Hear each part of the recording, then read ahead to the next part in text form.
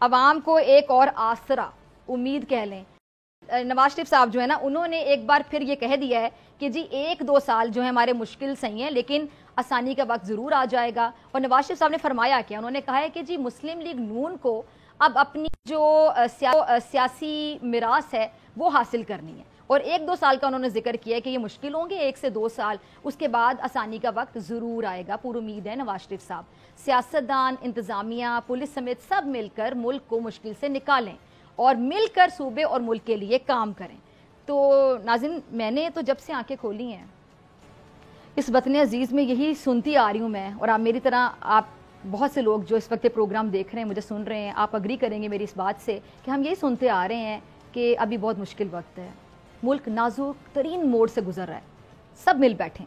مسائل کا حل تلاش کریں مل کے, آگے آسانیاں آ رہی ہیں, بس یہ 2 سال مشکل ہیں, اس کے بعد آسانی ہے. 3 دہائیوں سے زیادہ مجھے یہ سنتے ہوئے گزر گئے ہیں, لیکن حقیقت کیا ہوتی ہے, میں بڑے افسوس کے ساتھ کہہ رہی ہوں, مجھے خوشی نہیں ہو رہی بات کہتے ہوئے, حقیقت یہ کہ ہر نیا دن ہم سب کو مزید 2 دن پیچھے لے جاتے ہیں, آگے جانے کے لیے پیچھے چلے جاتے ہیں. پچھلے دور حکومت میں آپ کو یاد ہوگا بانی پی ٹی آئی کا ایک جملہ وہ جو بار بار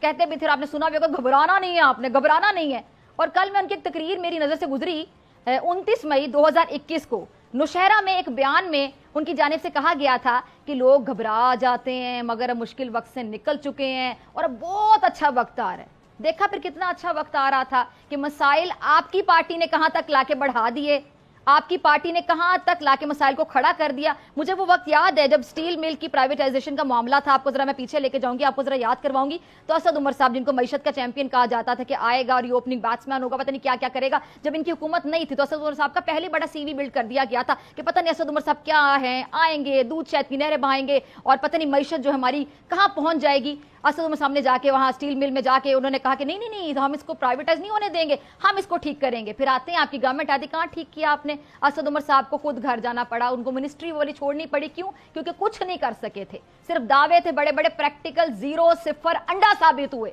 اور اس کے بعد ہم دیکھ لیں کہ اسحاق ڈار صاحب جن کو معیشت کا چیمپئن کہا جاتا ہے جی نون لیگ کی جانب سے معیشت اگر صحیح کر سکتے اسحاق ڈار صاحب کر سکتے ہیں, تو پھر اس دفعہ کیوں نہیں بنے وزیر خزانہ؟ اگر اورنگزیب صاحب پر اعتماد کیا گیا ہے تو ظاہری بات ہے اسحاق ڈار صاحب نہیں کچھ کر سکے پرفارم, کوئی غلطیاں ہو گئی ہوں گی, کوئی ایسے مسائل ہوں گے, فلاز تھے, نہیں کر پائے, تو تبھی ان کی جگہ کسی اور نے لے لی. اگر آپ اتنے اچھے چیمپئن تھے معیشت کے اور آپ نے دودھ شہد کی نہریں بہا دی تھی تو یقینی طور پر آپ کی جگہ کوئی اور نہ لے سکتا, اتنی آسانی سے آپ کو کوئی ریپلیس نہ کر سکتا. آج آپ وزیر خارجہ بنے ہوئے اور وزیر خارجہ بن کے بھی کس قسم کی سٹیٹمنٹس دے رہے ہیں کہ جی بھارت کے ساتھ تجارت کے حوالے سے اپنی رائے کا اظہار کریں. ابھی جمعہ 8 دن ہوئے ہیں حکومت بنے ہوئے اور آپ نے بھارت کے ساتھ تجارت کی باتیں بھی کرنی شروع کر دی, اور آگے سے وہ جو بھارتی وزیر خارجہ نے بات کی ہے,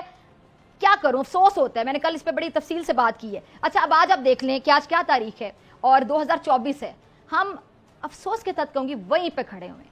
فرق صرف اتنا آتا ہے کہ پہلے ایک لیڈر ہوتا ہے وہ ہمیں خواب دکھاتا ہے, پھر دوسرا لیڈر آتا ہے وہ ہمیں خواب دکھاتا ہے, پھر تیسرا آتا ہے پھر ہمیں خواب دکھاتا ہے, پھر وہ پہلے والا آ جاتا ہے دوبارہ, پھر دوسرے والا دوبارہ آ جاتا ہے اور وہی خواب دکھاتا ہے. اور شروع کے 2 سال 2.5 سال بے حد مشکل بتائے جاتے ہیں اور اس کے بعد اگلے الیکشن کی تیاری شروع ہو جاتی ہے. یہ ہو رہا ہے عوام کے ساتھ. تو عوام کے مقدر میں کیا صرف آسرے, یہ لارے, تسلیاں جھوٹی یہی رہ گئی ہیں؟ کبھی کبھی تو یقین جانے ایسا لگتا ہے کہ سیاستدان شاید عوام کو بے وقوف سمجھتے ہیں, پاگل سمجھتے ہیں کہ عوام تو ہے ہی پاگل, لیکن عوام اب کافی حد تک جان چکی ہے. اچھا کچھ لوگ ہیں جو ابھی بھی بڑے معصوم ہیں, جو سیاستدانوں کی, میں کیا لفظ استعمال کروں, لچھے دار میرے خیال سے صحیح لفظ ہے, لچھے دار باتیں اتنے سالوں سے سن رہے ہیں, اور چند لمحے سیاستدانوں کی تقریر کہہ لیں اور ان کے جو الفاظ کا جو جادو چلاتے ہیں جس میں وہ ماہر ہیں, ان کے کہہ دیں خود فریب نعروں کے سحر میں وہ لوگ کھو جاتے ہیں. دوسروں سے امیدیں لگانی چھوڑ دیں, انڈیویجولی اپنا اپنا کردار ادا کریں, بطور قوم ایک بہترین قوم بننے کی کوشش کریں. اچھی قوم ہم بنیں گے تو ہمارے حکمران بھی ہمارے لیے اچھا ہی کریں گے, ان سے ہمارے لیے اچھے فیصلے خود بخود ہونے شروع ہو جائیں گے, کیونکہ ہم بچپن سے سنتے ہیں کہ جیسی قوم ویسے حکمران.